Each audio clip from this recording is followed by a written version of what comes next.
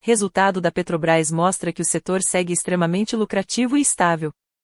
Asterisco por Eric Gil Dantas. A Petrobras publicou no dia 7 de novembro o seu resultado financeiro referente ao terceiro trimestre de 2024. O lucro líquido somou 32,56 bilhões de reais, revertendo o prejuízo de 2,6 bilhões de reais do trimestre anterior, gerado na ocasião principalmente por um acordo tributário com a União de 11,5 bilhões de reais. Nos 9 primeiros meses do ano, o lucro líquido soma 53,65 bilhões de reais.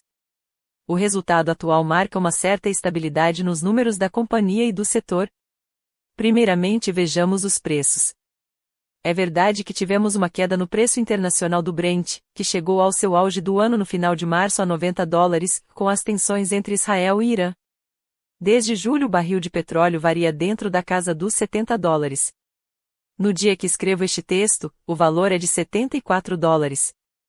Previsões do Departamento de Energia dos Estados Unidos colocam o Brent em 2025 a uma média anual de $78. Ou seja, não há expectativa de grandes mudanças no curto prazo. No entanto, o dólar se valorizou consideravelmente ao longo deste ano. No primeiro trimestre, a média do câmbio foi de R$ 4,95 por dólar, no terceiro trimestre este valor pulou para R$ 5,55, 12% de valorização.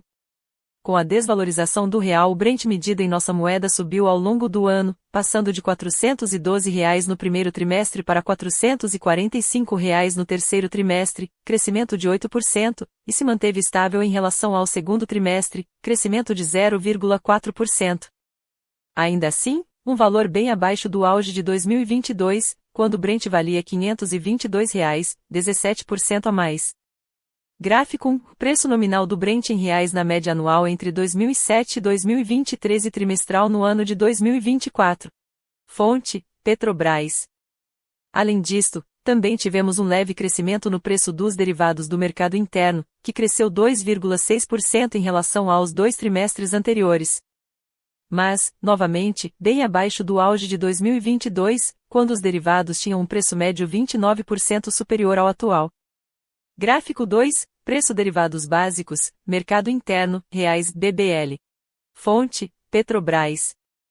A venda de petróleo por parte da Petrobras se manteve estável em relação ao trimestre anterior, menos 0,4%, e a venda de derivados teve um bom crescimento, mais 4,2%, puxado pelo aumento nas vendas de diesel e QAV.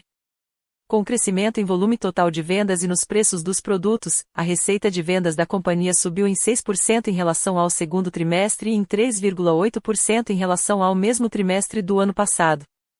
O fluxo de caixa operacional, FCO, o total de entradas e saídas de dinheiro geradas pelas atividades principais da Petrobras, também cresceu, especialmente pela queda nas despesas operacionais. No trimestre anterior tivemos a contabilidade da adesão à transação tributária citada no início do texto. O FCO subiu 33% em relação ao trimestre anterior e 11% em relação ao mesmo período do ano passado. O ROCE, retorno sobre o capital empregado, é um indicador financeiro que mede a eficiência e a rentabilidade de uma empresa ao utilizar o capital disponível, calculado dividindo o lucro operacional pelo capital total empregado, patrimônio líquido e dívida. Neste trimestre o ROCE foi de 9,2%, abaixo do auge de 2022 quando era de 15,9%, em um contexto de preços recordes e investimentos baixos. Sobre os investimentos, a companhia segue com um crescimento paulatino e consistente.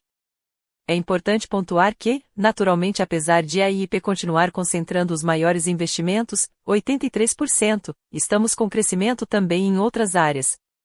Por exemplo, no refino houve um crescimento de 22,6% no total investido comparando os 9 primeiros meses de 2024 com o mesmo período do ano anterior. O aumento reflete principalmente o avanço do projeto de hidrotratamento, HDT, de Médios da Replan.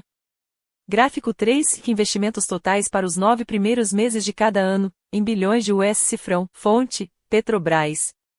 A Petrobras manteve mais um trimestre a sua política de remuneração aos acionistas, aprovada em julho de 2023, de pagar 45% do fluxo de caixa livre, o fluxo de caixa operacional subtraído às aquisições de ativos imobilizados, intangíveis e participações societárias, em dividendos ou em recompra de ações.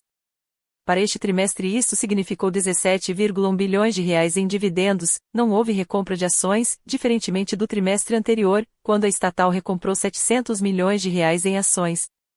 Em síntese, o resultado financeiro para o terceiro trimestre mostra que o setor segue extremamente lucrativo e relativamente estável, mesmo com preços menores do que o auge de 2022, e isto faz com que a Petrobras siga com volumes históricos de lucro.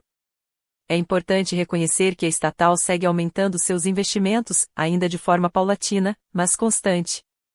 Por fim, a política de dividendos se manteve inalterada, representando uma saída significativa de recursos da companhia, impedindo o aumento mais acelerado nos investimentos necessários. Eric Gil Dantas é economista do IBEPS e da IPET-BA. Divulgado no site do Sindipetro LP.